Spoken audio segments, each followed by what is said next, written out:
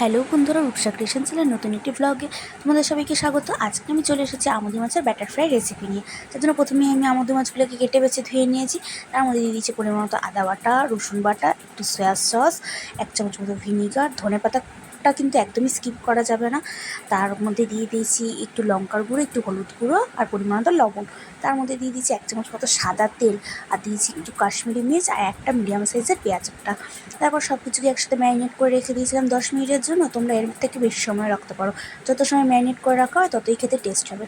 এই ফাঁকা আমি আরেকটা বাটিতে নিয়ে নিয়েছি 2 চামচ কর্নফ্লাওয়ার, 2 চামচ বেসন, একটু তার মধ্যে দিয়ে দিয়েছি একটুখানি লঙ্কার গুঁড়ো, একটু হলুদ গুঁড়ো, একটু পরিমাণ মতো লবণ, আর দিয়ে দিয়েছি একটু কালো জিরে।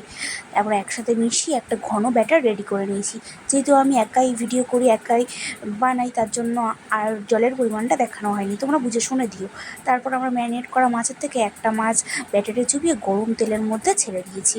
আর একটা মাছ আমি আগেই ছেড়ে দিয়েছি, তখন আসলে আমি ভেবেছি ভিডিওটা হচ্ছিল, কিন্তু হচ্ছিল না। তারপর যাই হোক তোমাদেরকে দেখালাম সব কিছুকে একসাথে দিয়ে উল্টে পাল্টে লাল করে ভেজে নিতে হবে।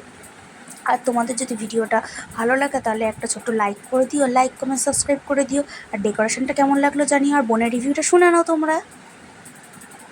দারুণ হয়েছে, খেতে খুবই ভালো লাগছে। সবসময় আমি বাড়িতে বানাই এরকম। দেখা প্লেটটা দেখা, আমার অর্ধেক খাওয়া হয়ে গেছে, আরও দেবো তোকে। বাইরেরটা যেমন ক্রিসপি, ভেতরে মাছটা কতটাই নরম, দারুণ লাগছে খেতে। বোন পুরো ফুড ব্লগার হয়ে গেছে। রেসিপিটা দেখো, শর্টসে চলে যাবে, তোমরা বাড়িতে বানিয়ে দেখো, খুবই ভালো লাগে।